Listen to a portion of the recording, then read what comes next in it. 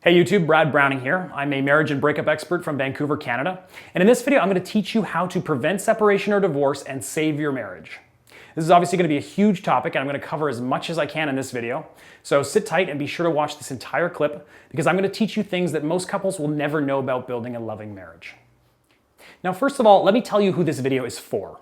This video is for people whose husband or wife has announced that they're just no longer happy in the marriage. Maybe you've heard painful things like, I'm just not happy anymore, I don't love you, or I'm leaving you. Or maybe they've already left you. No matter what the case is, I know how extremely difficult, stressful, and heartbreaking this situation is, and I know how hopeless you might feel at this very moment. So I'm going to start off this long video by telling you that there is a light at the end of the long tunnel.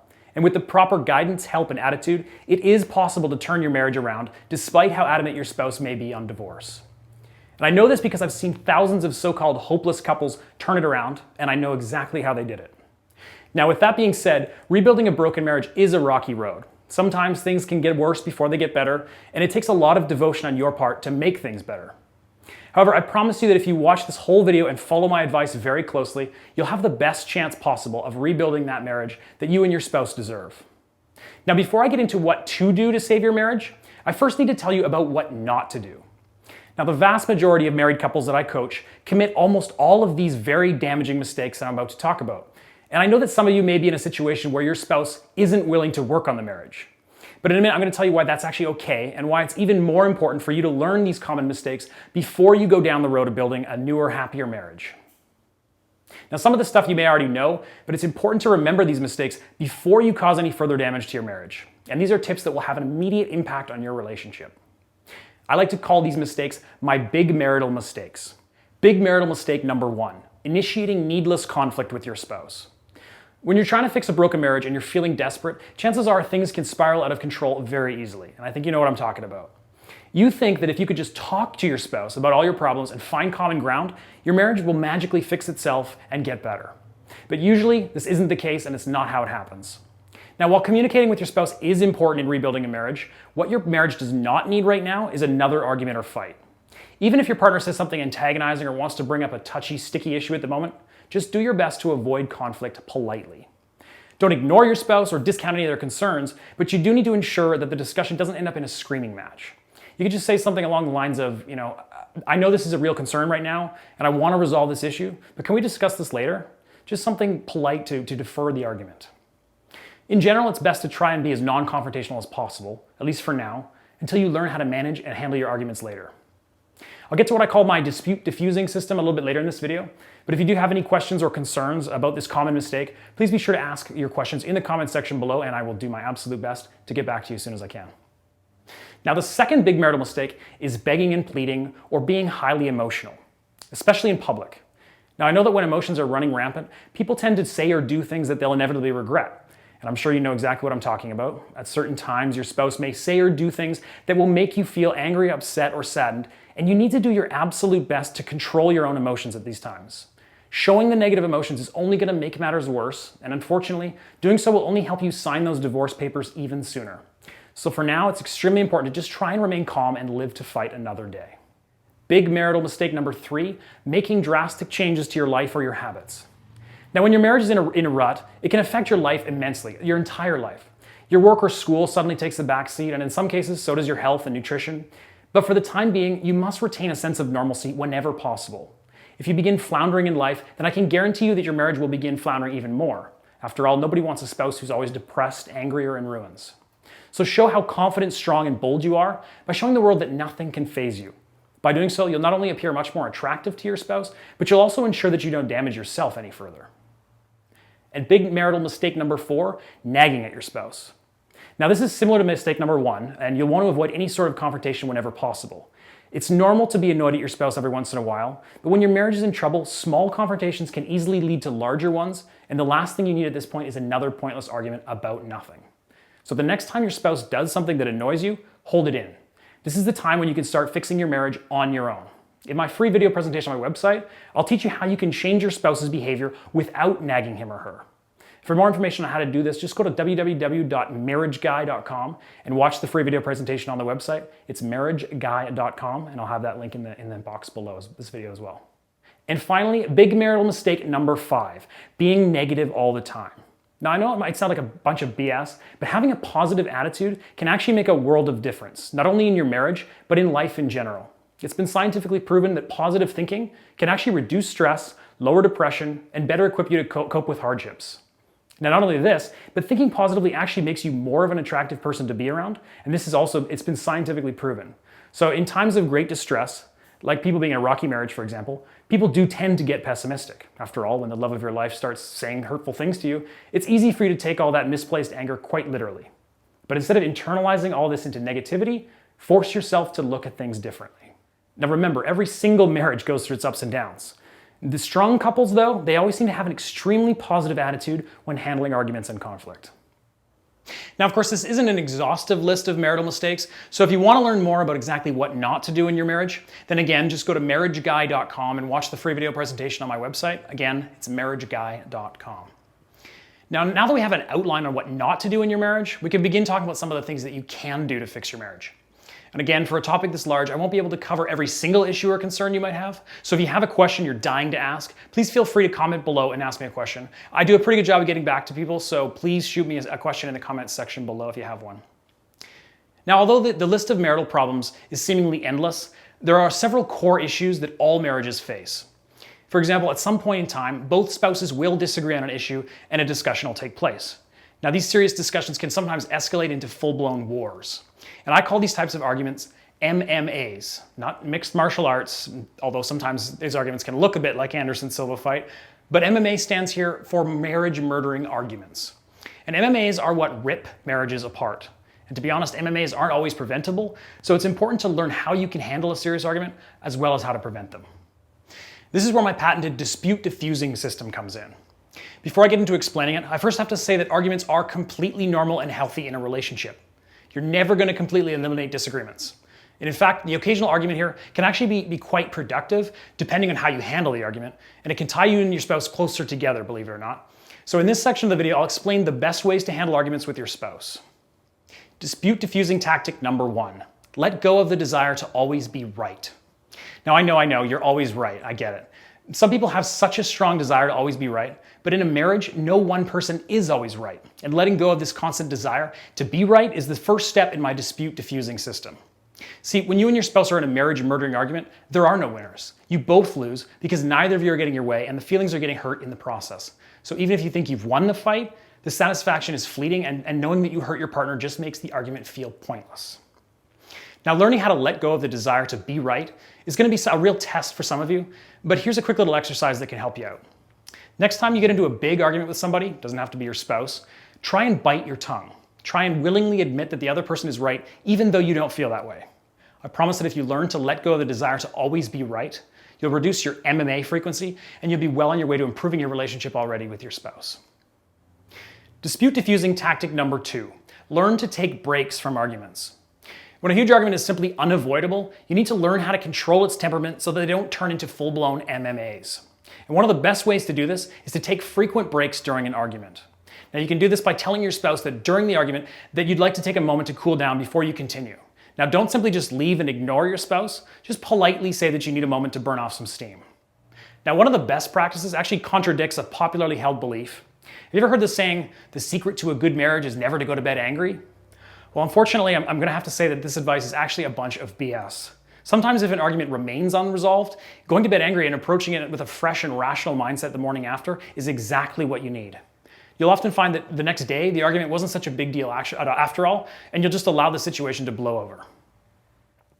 Dispute diffusing tactic number 3. Learn to conduct arguments with respect. Now, of course, I probably don't need to say this, but you can't resort to name-calling during an argument. This is a no-brainer, right? But there's also a few other things you can do during an argument that'll make your arguments with your spouse so much more productive and respectful. For example, start using the word I instead of you at the start of your sentences during an argument. So say, for example, that you're trying to tell your spouse that you hate it when they're constantly late for things. Instead of saying, you're always late and you're the reason we're late, say something along the lines of, I think we should try and do our best to leave a little earlier. Really think about those two statements for a minute. One sounds a lot less respectful than the other, doesn't it? And by making small shifts here and there, you'll be able to transform the way you communicate with your spouse. And you'll find that your spouse will start treating you with the same level of respect in return. By the way, is any of this stuff helpful? Again, if you're confused about my dispute diffusing system, feel free to just ask a question in the comments section below. I'll do my best to get back to you. Dispute diffusing tactic number 4, use humor during your arguments. Now you have to be a little bit careful with this one, but injecting some well-timed humor can de-escalate or avoid a potential argument quite effectively. Take the last example I used, for instance. Instead of saying something like, "You're always the reason why we're late," you could say something like the lines of, "Honey, if we were any more late, we'd have to take a pregnancy test." Okay, sorry, I know that was a pretty awful joke, I'm sorry, but you get my drift. Using humor at the right time can send the right message without having you look like a complete jerk. So these 4 tactics are only just a brief preview of my dispute diffusing system. And if you want to learn more about the system, just head over to marriageguy.com and watch the free video presentation on my website there. Now, of course, learning how to handle and prevent arguments is only a small sliver of what you need to learn to save your marriage. I mean, what if your marriage is in seriously dire straits? What if your spouse has already announced that they want to leave you? How do you convince him or her to give the marriage a second chance? Well, to answer these questions, you need to understand the core reasons behind why your marriage is failing to begin with. Is there a disagreement that you two share? Do you lack common interests and has the passion waned? Does your idea of parenthood differ greatly than your spouse's? These are all issues that I simply don't have time to fit into this video. But if you subscribe to my channel here on YouTube, I'll be releasing these kinds of specific videos in the coming weeks. And alternatively, you can also hire me as your personal marriage coach, and I can walk you through the process of rebuilding your marriage. So for more information on my marriage coaching services, just go to marriageguy.com/coaching. Again, it's marriageguy.com/coaching. Now let me quickly go back to addressing something that I just brought up, and that is, what if your spouse has already announced that they want to separate? What if they're dead set on leaving you? Now this is a very difficult situation. It has a number of possible solutions, but there's a few rules that you need to follow when your spouse says they want a divorce. Rule number 1, do not, I repeat, do not go into panic mode. Human beings are hardwired to feel threatened when something significant is being taken away from them. But when it comes to trying to win back a spouse, hitting the panic button will oftentimes make things worse, and this erratic behavior can push your spouse further away even faster. And as difficult as it may seem at the moment, you have to maintain composure, even if all you want to do is cry and scream. Rule number 2, buy time. When your partner announces that he or she wants to move on, believe me, they have thought it through. There's nothing at that point that you can do to say or convince them otherwise. So the best thing to do in this situation is to try and buy as much time as possible. Why? Well, for a few reasons. For one, you allow your spouse time to cool down. Your spouse probably had a difficult time announcing that they wanted a divorce or separation. They're likely very emotional, and thus now is not the best time to berate them about what happened and the issue. And if this has already happened, that's fine, but you need to stop the begging, pleading, and over-emotional outbursts as soon as possible. And the second thing about buying time allows you to come up with a solid plan for saving your marriage. Again, marriage is a very complex topic that I cover immensely in my Mend the Marriage program. Mend the Marriage is a premium e-course that teaches everything you need to know to rebuild your marriage from the ground up. For more information about my program, just visit marriageguy.com after this video. Rule number 3, tell them you understand, but you're willing to go the extra mile. You must validate your spouse's concerns. He or she thinks there's a serious issue in your marriage, and there's no point trying to talk them out of it at this point. Tell them that you understand, but you're willing to give your marriage a fair shot. They may or may not disagree with you at the time, but you need to make it known that you will be willing to put in the extra effort. And rule number 4, give your spouse a little space.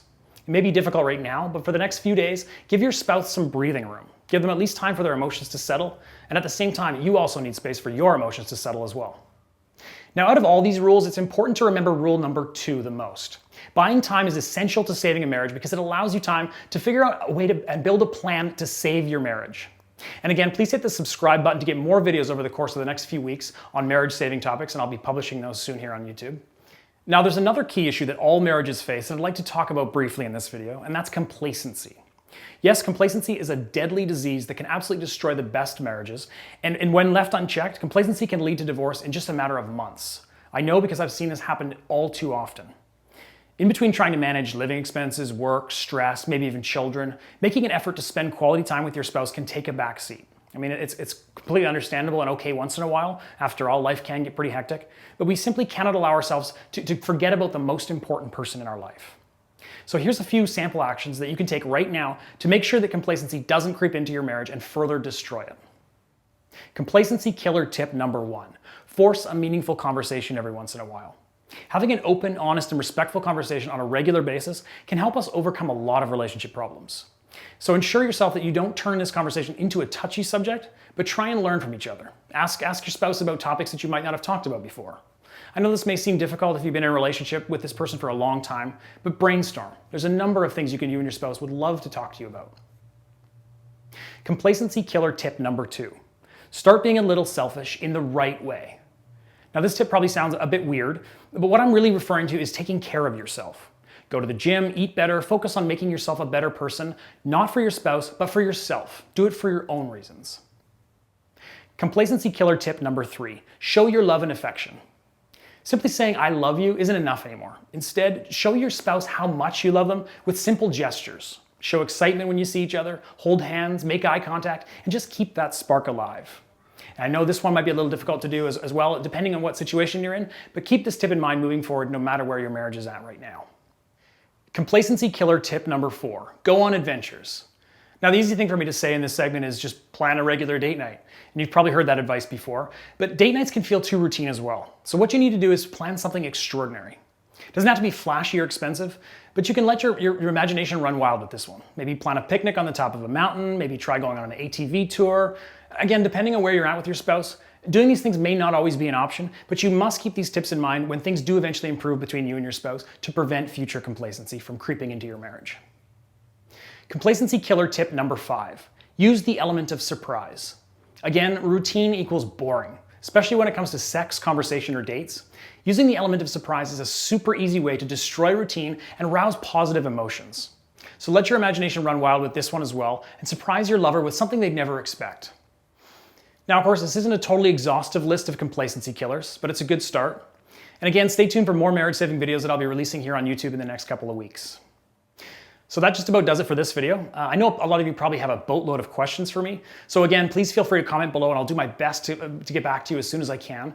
And I know I've said a few times in this video, but you should really check out the free video presentation on my website as well. Promise it's worth your time. You can just go to marriageguy.com to check that out. And in that video, I'll share with you even more marriage murdering mistakes. And I also reveal my step-by-step system guaranteed to give your marriage a proper second chance. And if you're more interested in hiring me as your marriage coach, then you can just head to marriageguy.com/coaching. And from there, you'll learn how to register and how to have me in your corner every step of the way. Also, please be sure to give my video a quick like. It really helps me out. Thanks so much for watching, and I'll talk to you soon.